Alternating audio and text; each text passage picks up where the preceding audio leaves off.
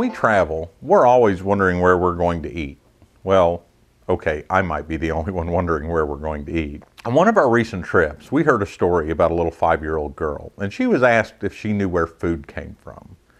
And she responded, the drive-thru, of course. In this episode, we met a man who's on a mission to educate children about this very thing. He's a farmer from Rural Hall, North Carolina, and he's also the author of a series of children's books that's intended to teach kids how to grow their own food.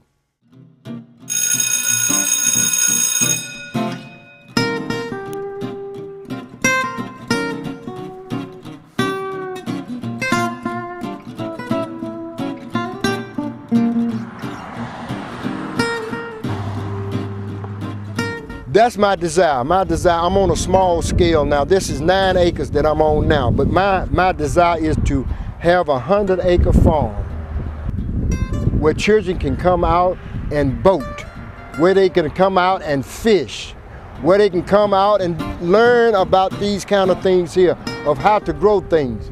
This is a strawberry field now. This is the way the watermelons will look in say 3 months from now. Be 2 months before I even plant the watermelons in the field, but 3 months from now the watermelons will start to begin to look like this strawberry field. Plastic mulch, and plastic mulch is a plastic lining that's laid down to protect you from the weeds and the grass. Also a method of irrigation that you can be able to water these plants. What I do is connect the water line to this tube, and I can keep this watered all during the drought. Melon plants here. This is going to be a watermelon field. So I will plant my watermelons. I will grow them in my greenhouse, which I got across the road. And I will grow them in my greenhouse and get plants about this high before I set them out. And then I set them out, and they're already started to grow real good. So once I set them in this plastic, they will never stop growing. From a seed to a watermelon big enough to eat, it takes about 96 days. I've been farming for the last 30 years consecutively, but I've been off and on. Farming has been in my blood ever since I was a kid. That's the only thing that I thrive on is farming. I go to sleep thinking about farming. I dream about farming. As soon as my eyes open up in the morning, it's about farming. Is that right?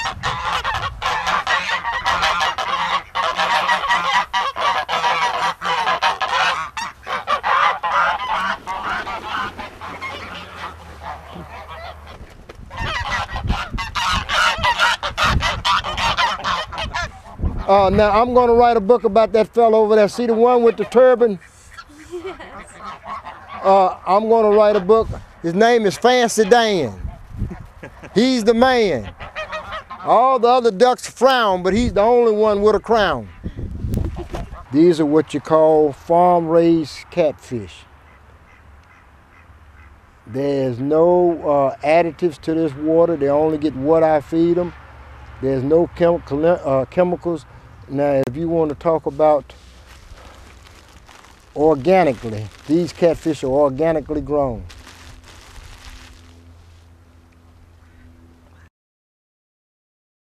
Your name is Dan, too? It is. All right, Fancy Dan. Vern gave us a grand tour of his farm. We saw rows of soil just waiting for watermelon, cantaloupe, broccoli, strawberries, and more to burst out of the ground. We were able to pet goats and watch ducks and geese and catfish, all thriving under Vern's care. You push on his head? Is that what he likes? Yeah, he likes that. I wanted to teach, the main message about this book is the one seed that the little boy finds in the middle of the road. Now, you don't have to have a whole lot in life, but use what you got.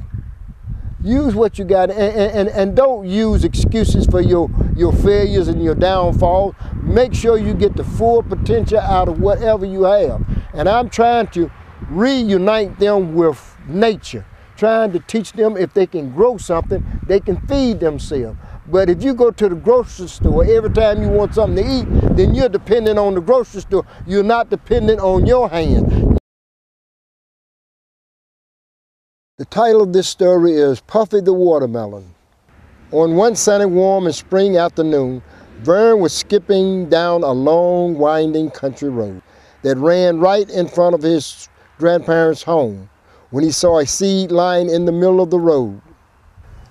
Vern had seen a seed like this before as he bent down on one knee, but I can't remember what kind it is.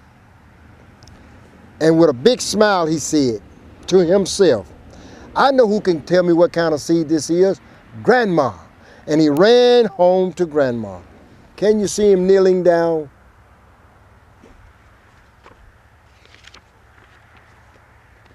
Grandma, Grandma, he cried with a loud voice. Look what I found, a seed, but I don't know what kind it is.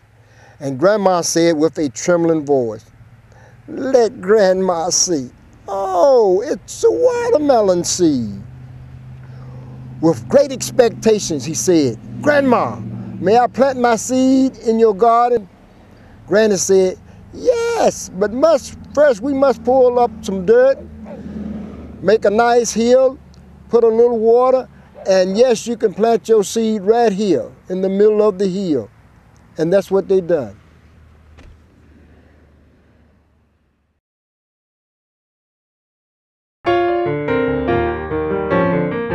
The next time you're in Rural Hall and you're looking for a good watermelon or a good story, stop in and see Vern.